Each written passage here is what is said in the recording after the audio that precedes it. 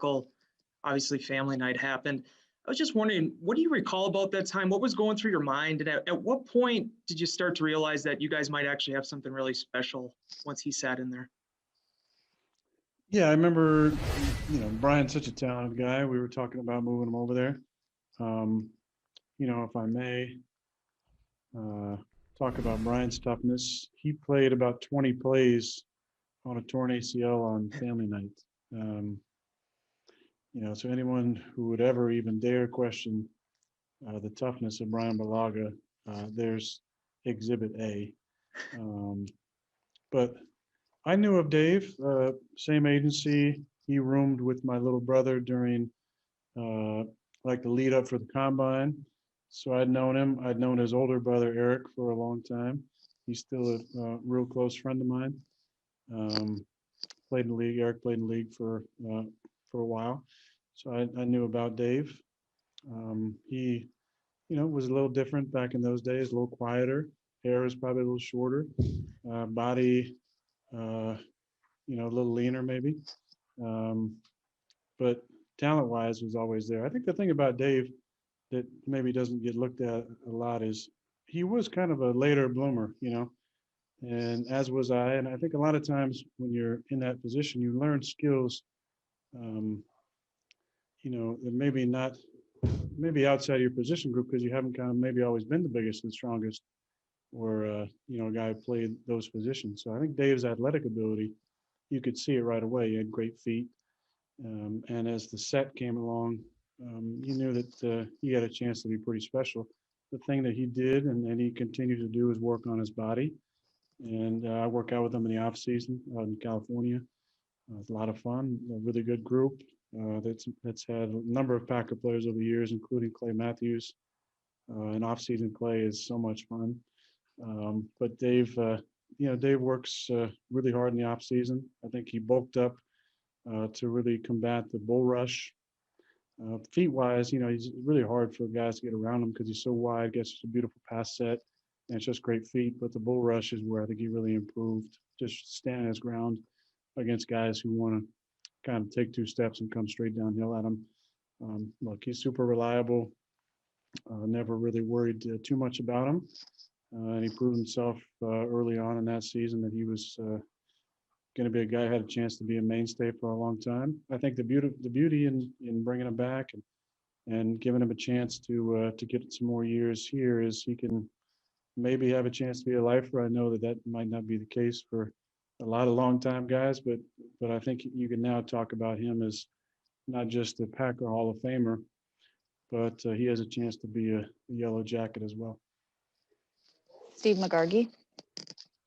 Thank you for doing this. I was just wondering, the Colts defense is up there near the league lead or at the league lead in yards allowed per game, yards allowed per play. Just from what you've seen of them on tape, just what is it that sticks out, makes them so effective on defense? Yeah, they're good at all three levels. They got a really nice front, penetrating, sets the edge. You got some really good players up front. They've been doing a good job getting after the passer. They're a vision defense, a lot of vision to the football. They swarm, create turnovers. We play the timing of the defense really well. They're really good linebackers with fast and athletic, flow downhill, hit the gaps, good tacklers. And the back end does a nice job communicating and be on the same page, with all their different coverages that they run. But, they just seem to be smart, heady players, vision to the football. And they don't make a lot of mistakes. They kind of make you go the distance, make you earn it. They've been tough against the run and the pass. I believe they're top 5 in both categories. Tom, is that right? Tom says yes. Olivia Reiner. Hey, Aaron, you've had the opportunity to see some of the more talented linebackers of the NFC over the last couple of years. Now you'll face Darius Leonard on Sunday. What stands out about him and his skill set? Yeah, obviously I've heard about him, but haven't not played him for a while. I did get a scouting report from Pat McAfee yesterday, and I've seen obviously a good amount of film on him. He does it all. He's a really heady player. He's super athletic, sideline to sideline. He's also very willing and good tackler. He's one of those guys that makes him go. Be a fun challenge for us. I have a lot of respect for him as a player. He's a tough guy. and he's always around the football. Mark Daniels. Aaron, we saw, a lot of the evolution of year two, early in the season when it was really explosive. What areas do you think offensively you're still kind of reaching for more consistency? Tom, in his infinite wisdom, just gave me a couple stats about our run rankings on 2nd and 6+ and 2nd and 10 or more. And that's an area we need a lot of improvement in, according to Tom. So I think that's one area that we're looking at for sure. We've been at our best. We've had 3rd and manageables in those situations. We've been most games at 50% or higher. And that's what has allowed us to keep drives going and put points on the board. Last week, we actually had a number of situations and just were terrible on 3rd and like 1, 2, and 3. I think we were 2 for 8. So 3rd down, is always an important spot for us. We've been good in the red zone, I think. Just got to keep getting down there a lot. But, we had a couple games early in the season where we really ran the ball well. And we got to get back to controlling the line of scrimmage a little more. In the meantime, I think we've been throwing it pretty well. Got to keep finding ways to get certain guys involved. Not sure what Allen's status will be this week and Devontae, but hopefully those guys will be able to go and we'll kind of look a little more like we did in week 1. Aaron Nagler. Funny you bring up 2nd and 10. I was just talking to Matt LaFleur about that. I do wonder, yourself at the quarterback position, lots of times you will have possibly a check with me or a couple of calls that you can go to at the line. Do you have to fight against frustration and or the tendency to want to throw it on 2nd and 10 if they are obviously probably playing the pass and the smart call is to check to the run, but you guys have struggled there. I think on average this year, about 3 yards per carry on 2nd and 10. Do you have to fight against that to say, look, I know these guys can get it done? 3 yards. Is that right, Tom? 2.86, Tom says.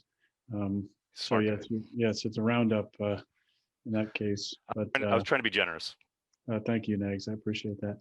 I understand your question. I think there may be a misnomer among yourselves and the others at Cheesehead TV. Is that right? That is correct. That maybe if the 2nd and 10 is called and it's a run pass, and I'm going to choose to pass out of spite for the. Not spite. I didn't say spite. Come on now. Okay.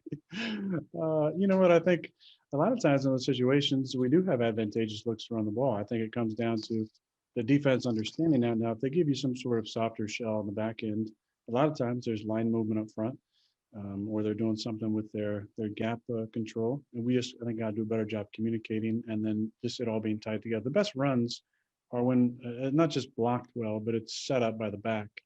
And also the receivers getting their blocks. I think as you saw last week, us watching the tape, there were a lot of opportunities where maybe we just didn't quite get one block, or we maybe didn't be patient enough on our aiming point with the back, or we didn't block great on the second level with the receivers. And it takes kind of all those things tied together to get positive plays. So we did, very good critical review of the film this week. I think there was obviously an understanding there's a lot of areas to improve.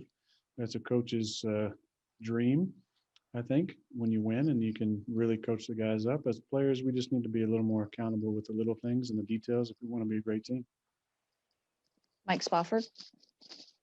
Yeah, Aaron, obviously the Colts defense will be a challenge, but with the weather you guys have dealt with the last couple of home games, just are you looking forward to a climate controlled game with some fans in the stands? I am. I really am.